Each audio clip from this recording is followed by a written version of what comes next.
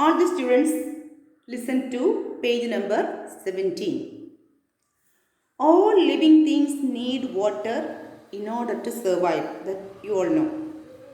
The few plants and animals that live in deserts have developed the ability to require less water than most plants and animals.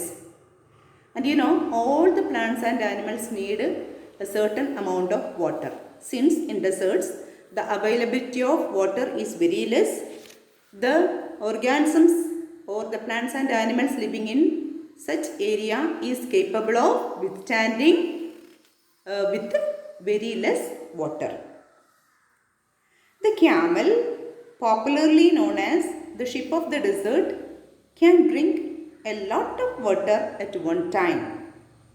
So, in deserts, the water will be not getting available at regularly, but in some rarely only they will be getting this water. So, what does the camel do? The camels drink a lot of water whenever they get a chance to drink water. Camels can do without water for days together. The reason is they sweat very little. So, the camels drink water and this water will be stored in their body for so long. So, the camels can live without water for many days. The reason is that they will not sweat. We sweat because we must keep our body temperature constant. We sweat when it gets hot and this cools the body. We sweat because we have to keep our body temperature constant, and also we have to cool our body during the hot season. So we sweat a lot during the hot season. Camels can stand high body temperature. They don't need to sweat and can therefore retain the water they drink for long periods of time. So, what do the camels do? Whenever the camels get a chance, they will drink a lot of water and they will store it in the body. They will not sweat. They can withstand high temperature. So, camels can live without water for many days in the desert. So, camels are also known as sheep of the desert. The smaller desert animals do not drink water. They burrow underground during the hot day and come out at night to eat. Some of them eat other animals and get the water they need from the moisture in the meat. So, some small animals, they will not drink water. They will burrow and stay there during the daytime because it is very hot outside. They will not be able to come out. And they will come out at night and they will eat other animals. So, they will be getting water from the moisture present in the meat of the animals they eat. Others eat plants and seeds and get the water they need from the plant juices. The animals who eat plants will get the moisture from the plants.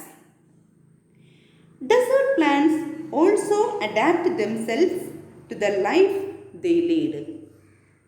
Cactus plants store water in their thick stems. You all might have seen cactus plants.